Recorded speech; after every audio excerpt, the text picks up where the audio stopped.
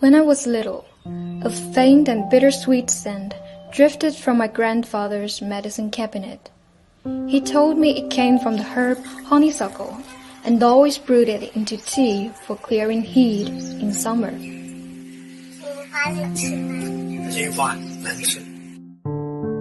Later, I learned this other name, Rendong, the flower that blooms in adversity.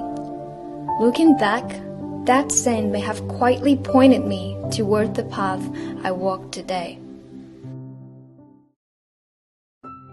As I grew up, I became a medical student, specializing in acupuncture.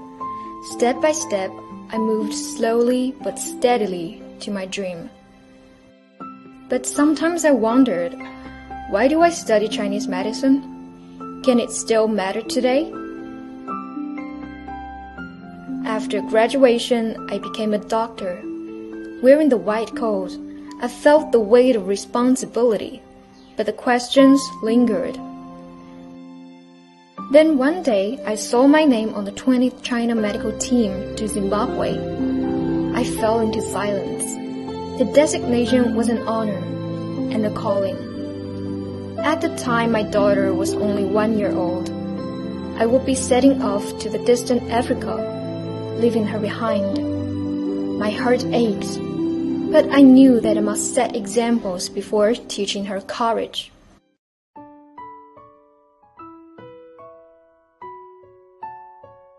Everything in Zimbabwe was unfamiliar.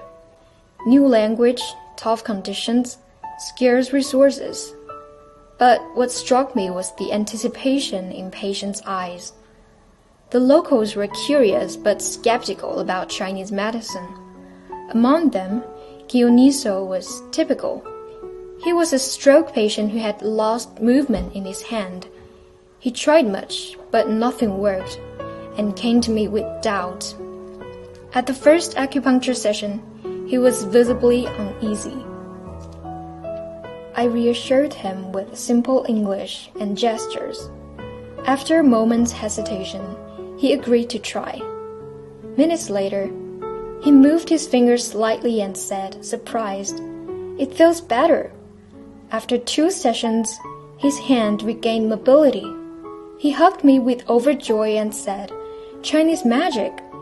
I smiled with relief. Oh, I feel so relaxing. It's comfortable, magical. 谢谢你, doctor. 谢谢你. As lines grew, I knew understanding of Chinese medicine had to come first. So we built the traditional Chinese medicine exhibition room and emergency room to showcase its distinct therapies and culture. Every visit, it came alive. Zimbabwean children gathered around, learning herbs, trying cupping and acupuncture, eyes full of wonder. Some of them said to me, "When I grow up, I want to go to China and study Chinese medicine." Their passion and curiosity touched me. 1 year flew by. I chose to stay. For another year, to carry on the mission. When I received a dried flower from a local child, a handwritten thank you from a Zimbabwean doctor, and their homegrown fruit, these small gifts meant the world to me. When I helped train 2 local youths in basic acupuncture, I felt truly proud. I knew it's all worthy, crossing mountains and seas. In March 2024, I was awarded Zimbabwe's Republic Excellence Medal.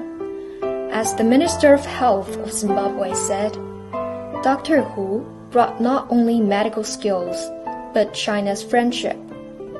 On this distant land, I found trust and hope. Herbal scent knows no borders. It drifts far and quiet. In Zimbabwe, I became a honeysuckle in bloom. Over time, my patient smiles answered all my questions. Hello, Dr. Chipo, how are you? The locals called me Dr. Chipo, a word meaning gift in their language.